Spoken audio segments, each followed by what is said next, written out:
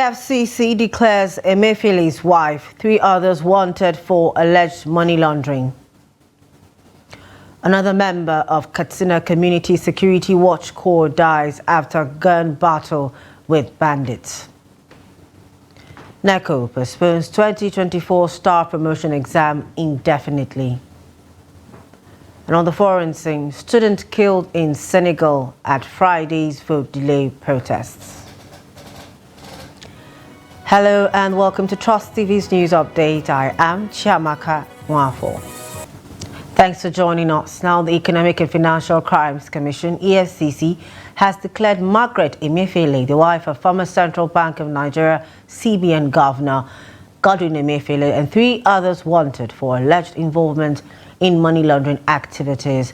According to the EFCC, Margaret Emefiele, Eric Odo, Anita Omoile and her husband Jonathan Omoile are wanted for their roles in a scheme to convert large sums of money belonging to the federal government of Nigeria.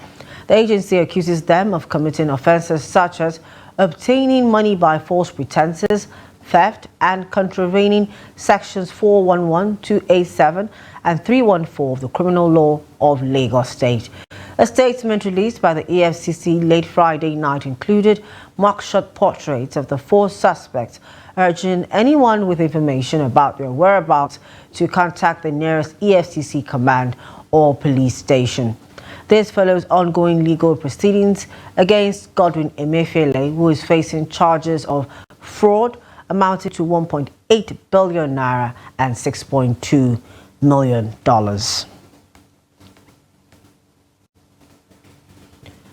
Another member of the Katsina State Community Security Watch Corps in the Musa local government area, Zakari, has died following gunshot wound he sustained during a gun battle between bandits early Friday. The Security Watch Corps guarding Maidebino town in the Musa local government area of Katsina State has engaged the bandits in a battle when the gunmen attacked the town. Though the Security Watch Corps repelled the attack, one of their members, Salisu Abdullahi Kanga, paid the supreme price on the spot, while Zakari was shot and rushed to the hospital in Damusa, where he later died on Friday evening. A source in the area told Trust TV News reporter in Katsina, Abdullah Yamadi, that this brings the number of the local security operatives who died from the Maidebino Friday attack to 2. Villages and communities surrounding the town are now easy prey for bandits, with cases of killings and abductions happening almost on a daily basis. Residents are appealing to the government to take more proactive measures in protecting residents against bandits' attacks and promise to work closely with the authorities to defeat the elements. At the time of this report, there was no official statement from security agencies in Katsina on the Maidebino town attack. Excellent security operatives of the Federal Capital Territory Police Command have apprehended 1 Pastor Simon Kadu and 2 others for allegedly trafficking of 12 from Nasarawa State. The FCT Police Commissioner Bennett Igwe, who paraded the suspects in Abuja, said the suspects were arrested by the police operatives attached to the Rapid Response Squad RRS 74 on Friday. He said the operatives intercepted 1 Muhammad Isa of Kavanchan, Kaduna State, in a Toyota Hiace bus conveying the 12 children, comprising 4 males and 8 females. He said the underage children were being conveyed from Akwanga, Nasarawa State, to a destination which he said was later discovered to be Ogun State. According to him, preliminary investigation revealed that the trafficked children were between the ages of 5 and 16 years, all from Akwanga local government area, by 1 Pastor Simon Kadu and Jesse Simon Kadu, who are now presently in police custody. On issues related to the economy, youths in Osun State to the streets of Osogbo, the state capital, on Friday in a peaceful demonstration calling on the federal government to address the prevailing economic hardship in the country. Hamido Yewade has more for us.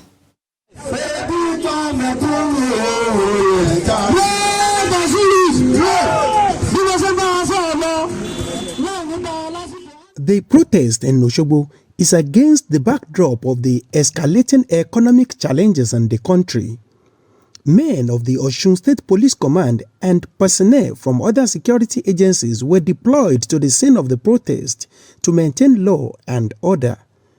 Tagged the Osun Peaceful Solidarity Walk, the protesters gathered beside the Freedom Park in Osogbo, expressing their dismay at the unbearable rise in the cost of living, particularly for the poor masses. They voiced their grievances, highlighting the suffering experienced by Nigerians due to the current economic hardship. The youth, we gather today to express our own satisfy our grievances on economic hardship and insecurity. We come together today to tell the federal government that they should find solution to the insecurity and economic hardship. People are feeling the heat, it's too much. Enough is enough. If the government fails to yield to the front of the people, we are going to mobilize a larger number of masses in Osun to reach the seat and tell them enough is enough. The youth are coming out today to send a signal to the government that we are done. We are saying we are the Sorosote generation.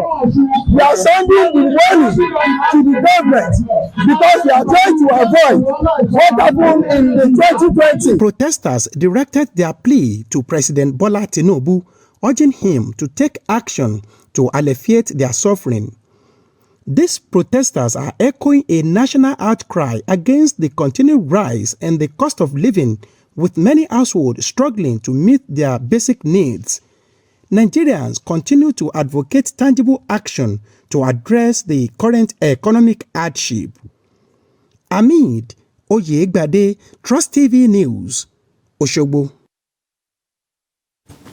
The Christian Association of Nigeria, CAN, in the 19 northern states and the Federal Capital Territory, FCT, has expressed concern over the prevailing economic hardship and increasing security challenges across the country. In a statement issued by its Secretary General Sunday Oyibe on Friday, CAN noted that the suffering in the country is becoming unbearable for ordinary Nigerians. The statement said the situation is further compounded by the escalating insecurity occasioned by rampant killings and kidnapping for ransom, adding that the government must take urgent steps to address the depressing economic and escalating security situation in the country. The Northern CAN also noted the rampaging activities of bandits in Plateau State and other parts of the country in recent times, pointing out that it is saddened by the attacks by bandits in Mangu local government area of Plateau, where many people were killed and several houses burned, barely a month after several communities in Barkinladi, Bokus, and the same Mangu were raided by bandits, resulting in the killings of over 300 people. The statement appealed to the government to do everything possible to stop the killings not only in Plateau but across the country, alleging that the killings have continued because the perpetrators have never been brought to justice.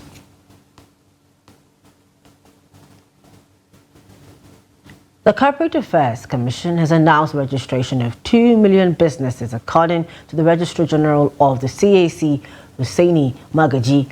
Many of these businesses were operating without proper registration. The move aligns with President Bola Ahmed Tinubu's agenda to eradicate poverty and enhance youth employment in Nigeria. Chamuda Bank has more. The Corporate Affairs Commission reports that the registration of 2 million previously unregistered businesses is a significant step towards achieving President Tinubu's target of creating 50 million jobs. During a groundbreaking ceremony in Abuja, Registrar General Hussaini Magaji emphasized that this initiative aims to alleviate the burdens faced by young Nigerians striving to contribute economically to their nation. Our determination to register 20 million businesses this year alone, 2024. CAC in their effort to enforce compliance, they went and recovered some businesses, small businesses taking place without registration, and we brought them in. We are targeting to register 20 million businesses this year alone, and this will attract revenue to the government and create a tax net or broaden the tax net of the country. Addressing the gathering, the Minister of Industry, Trade and Investment, Dr. Doris Uzoka-Anite, underscored the importance of leveraging information technology to drive economic growth. And we've always known and we've always said it's only information technology that can revolutionize the way we do businesses, and that can also help us to get to the point where, to develop the economy to the point where we want to go. And as you all know, creating jobs and especially empowering entrepreneurship has been at the crux of the 8-point agenda, and even creating a level playing ground for everyone to participate in. And all of this then adds into the economic growth agenda that we're all talking about. Dr. Uzoka-Anite affirmed the government's commitment to providing necessary funding for the project, emphasizing its potential to create employment opportunities and foster an enabling environment for business prosperity. Chamun Dabeng, Trust TV News, Abuja. Tension is rising among members of the National Association of Nigerian Nurses and Midwives, who are threatening a showdown with the Nursing and Midwifery Council of Nigeria over the new guidelines for verification of certificates. Nurses and midwives in the country had earlier in the week lamented the deactivation of the NMCN verification portal since December of 2023. The nurses, who spoke in separate interviews, alleged that the deactivation of the portal by the council was an attempt to hinder their freedom to pursue career opportunities abroad. They also said it was not unconnected to the plan of the federal government to reduce the number of health workers traveling out of the country to seek greener pastures. In 2023, the NANNM said over 75,000 nurses and midwives left the country in 5 years to seek greener pastures. This is the news update on Trust TV. Up ahead. Reactions trail declaration of Bauchi cleric on wanted list. More news when we return. Please just stay with us. Welcome back. Thanks for staying with us. And if you're just joining us, it's the news update on Trust Television. A recap of our top stories. AFCC declares Emefiele's wife, 3 others wanted for alleged money laundering. And we told you that another member of the Katsina Community Security Watch Corps dies after gun battle with bandits. To more news. The National Examinations Council, NECO, has indefinitely postponed the 2024 staff promotion examination. The examination, which was scheduled to hold on the 14th and 15th of February in Minna, Niger State, had generated reactions.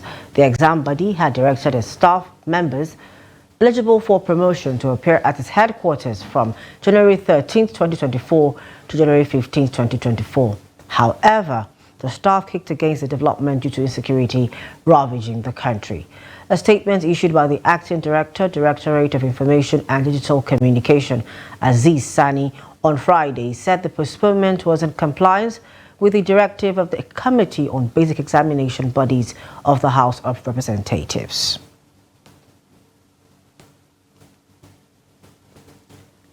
Nigeria has been dealing with a staggering increase in the number of out-of-school children across the country, which is signposting a huge gap within the education sector.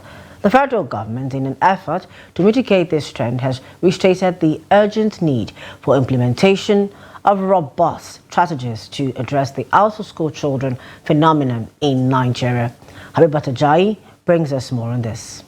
Speaking at the launch of the National Commission for Almajiri and Out-of-School Children Education in Abuja, the Minister of Education emphasized the importance of translating plans into action to tackle the alarming statistics of over 10 million Nigerian children deprived of educational opportunities, the highest rate globally. What we have, the phase we have now entered is action and implementation. The talking time is over. The time for us to do the work has already started. And certainly it will be gladdening to those who want to be part of this activity particularly our development partners, to know where this commission operates. In response, stakeholders advocate for redirecting support, urging the federal government to leverage public-private partnerships to strengthen the education sector. From this forum, I would like to plead the federal government, the state government, and the development partners, please put in more money. Put in more money for the investment, because that's critical going forward for 10, 15, 20 years. The money is not enough, okay? That's number one. Number two, we plead with the states, please use that money efficiently, transparently, in an accountable manner. The Executive Secretary of the National Commission for Almajiri and Out-of-School Children Education unveiled measures aimed at empowering and integrating Almajiri education, bridging the gap between education and untapped potentials. We made all our deliverables and strategic plan, and from 2024 to 2027, at the Commission of National Commission for Almajiri Out-of-School Children, we intend to integrate 50,000 learner centers each year, with an average of 50 or 100 learners per center, both Almajiri and out-of-school children. Now, if you multiply 100 learners per center, it will give you 5 million, 50,000. Now, by 2025, we will be able to integrate 100,000 learning centers. 100,000 learning centers, it will give you 10 million. It's a very simple arithmetic. By 2027, we will be able to integrate 20 million out-of-school children in Nigeria, both Almajiri and out-of-school children. The federal government pledged its support to the Commission's effort in reducing the prevalence of Almajiri children across the country. With the support of stakeholders and government backing, Nigeria is striving to pave a new path towards inclusive and accessible education for all children. Habibat Ajayi, Trust TV News, Abuja. Over in Bauchi State, tension is gripping as news spreads of the Nigerian Police Force's declaration of renowned Islamic cleric Dr. Idris Abdul Aziz Dutsen-Tashi as wanted on charges of contempt of court. Trust TV's Adamu Imam tells us more. The announcement has sparked a wave of mixed reactions among residents, stirring a palpable sense of uncertainty and apprehension throughout the state. As details of the unfolding situation continue to emerge, the atmosphere remains charged with anticipation and unease. Prior to this development, unresolved issues between Imam Idris Abdul Aziz and the state government had led to court charges and hearings. The situation took a new turn as the Nigerian police declared the renowned Islamic scholar wanted. In response, residents of the state expressed their concern over the matter. Politics, religion, cultural problem, orientation, our values. These are some of the compounding issues that lead to all this that is happening presently in our society. And I said, Mali Idris issue with the police or with the governor of Bauchi State to be specific, it's just one out of 100. There are some shadow issues and there are physical issues that we can see them, we can feel them, we can hear them, we can even attest to them. And for the police to have declared, yes, they had a problem, they went to court, but again, as I understand this very well, the police keeps substituting the charges. And I think the police should have carried out their investigation thoroughly before going to court. Advising police to overlook the issue. We are not saying they should not do the right thing, but if you have generic issue and it's going to escalate, there is a much possibility of the problem to escalate. So I think we should look upon multiple problems and start solving ones that we can be able to solve. Earlier in January, the Upper Sharia Court in Bauchi issued an arrest warrant after Imam Abdul Aziz failed to appear in person during subsequent court proceedings. Both the government prosecutor and the defendant counsel addressed the matter. Based on the ruling of the court earlier, they have filed a motion that they have appeal before the Court of Appeals. They filed it, but they have not moved it. It's not for the court to move it for them, and it's not for the prosecuting counsel to move the motion for them. We have adjourned. We have sent someone for him. Publicly, he mentioned to the belief that he will not come. The court revoked the bail of the defendant erroneously. It did it on error because the principle is after serving a summon on the defendant, if the defendant was not found, the court has to resume sitting. The court had to be informed that the defendant was not served, then a substitute service had to be applied for. The defendant's lawyer revealed that the new charges mirrored those being tried at the Upper Sharia Court 1, Bauchi, following his initial arraignment last April. Conversely, the State Council stated that the state was still prosecuting Imam Abdul Aziz due to his failure to move a motion regarding an alleged appeal filed before an appellate court in Jos. Adami Imam, Trust TV News, Bauchi. Away from Nigeria, in Senegal, the Interior Ministry says a student was killed in the city of St. Louis amid Friday's violent protests against the postponement of the presidential election.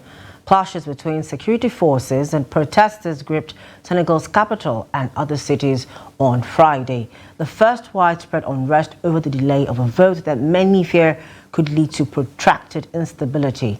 In a statement, the ministry said it had been informed of the death of student Alpha Yero Tunkara, adding that it would be investigated. The statement denied that government forces were to blame. It was not immediately clear if protests would continue on Saturday. Further violent standoffs with security forces will add to fears of democratic retreat. Less than 3 weeks before the February 25th presidential vote, Parliament voted to push it back to December, sealing an extension of President Macky Sall's mandate, which has raised concerns that one of the remaining democracies in coup-hit West Africa is under threat. And in sports, Zaidou Sanusi is now in contention to start Nigeria's 2023 African Cup of Nations final clash with the Elephants of Cote d'Ivoire after returning to full training on Friday night. Sanusi missed Nigeria's semi-final victory against Bafana of South Africa due to injury. The FC Porto defender participated in all the training drills at the Police College Cocody, Abidjan. Meanwhile, Victor Osimhen and William Troost-Ekong didn't partake in the training. The duo were arrested and are expected to be part of the final session on Saturday. The Super Eagles will face the host at the Al Sassane Qatar Stadium in Bimpe, Abidjan on Sunday. And with that, we've come to the end of the news at this hour. For more news, documentary and programs, follow us on our social media platforms. I am Shamaka Nwafo. Thank you for watching.